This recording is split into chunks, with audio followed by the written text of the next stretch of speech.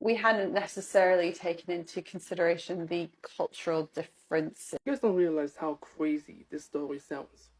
Like, you have a Ukrainian refugee who was given the opportunity to live in a safe home in the UK. So a family in the UK opened up their doors to them and said, hey, come on in. The UK is doing this, Ukrainian refugee home program thing, which, by the way, has never been done for the Afghan refugees, for the Syrian refugees, for any of the Africans or Middle Eastern refugees. Nope, we are doing it for the first time ever. Well, not we, but you know what I mean. Um, for Ukrainian refugees, the blue-eyed, blonde-haired individuals, right?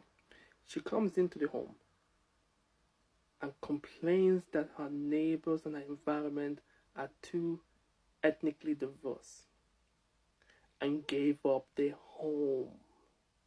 She left the home. Like, you need to understand the level of xenophobia and, quite frankly, hatred that you have to have in your heart to give up a home that was given to you because you are a refugee. If that doesn't spew privilege, I don't know what does. Like, keep this in mind. Her home is being bombed by white people. The soldiers that are destroying her culture and her home are white people. And yet she still has enough hatred for the brown-skinned people and the religiously Islamic people that probably she's never met a day in her life.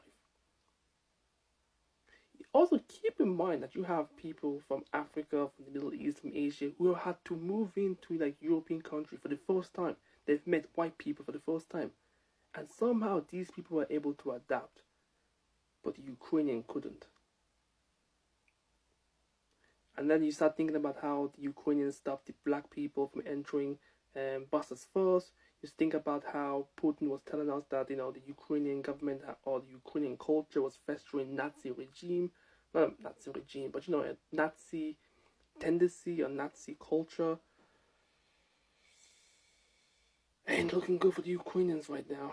It really ain't. And then you start remembering all the news reports of how people were just saying, oh, these are blue-eyed and blonde-haired people who are actually getting killed, that we should actually care a little bit more than these people. I'm sorry, but my sympathy for the Ukrainians is slowly diminishing over time. Think about this. An Afghan person could have used that home. A Syrian person could have used that home. The privilege on this shit is crazy to me. The amount of hate